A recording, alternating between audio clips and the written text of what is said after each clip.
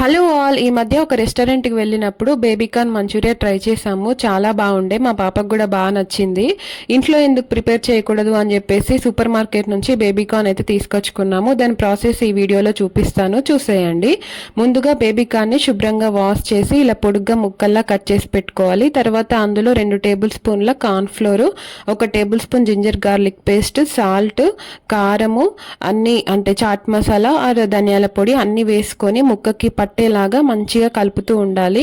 ఇక్కడ corn flour ప్లేస్లో ఇంకా మీరు మైదా పిండి, బియ్యం పిండి కూడా వేసుకోవచ్చు. నేను ఓన్లీ ఇక్కడ కార్న్ ఫ్లోర్ ఒకటే యూజ్ చేస్తున్నాను. అండ్ తర్వాత స్టవ్ పైన కడాయి పెట్టుకొని ఆయిల్ హీట్ అయిన తర్వాత ఇలా పకోడీ లాగా వేయించి పక్కన పెట్టుకోండి.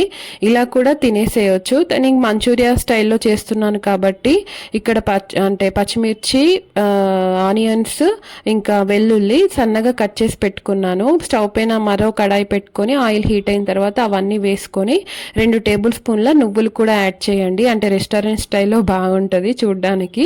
తర్వాత అందులో సోయా సాస్, కొద్దిగా చిల్లీ సాస్ కూడా వేసుకొని మనం ముందుగా ఫ్రై చేసి పెట్టుకున్న బేబీకార్న్ కూడా వేసుకొని ఒకసారి వాటికి పట్టేలాగా కలిపి స్టవ్ ఆఫ్ చేసుకోవాలి. తర్వాత లాస్ట్లో కొత్తిమీరతో గార్నిష్ చేసుకుంటే ఎంతో టేస్టీ క్రిస్పీగా ఉండే బేబీకార్న్ మంచూరియా రెడీ అయిపోతుంది. సో మా పాప అయితే చాలా ఇష్టంగా తింది. మీరు కూడా తప్పకుండా ట్రై చేసి ఇంట్లో వాళ్ళకి పెట్టండి.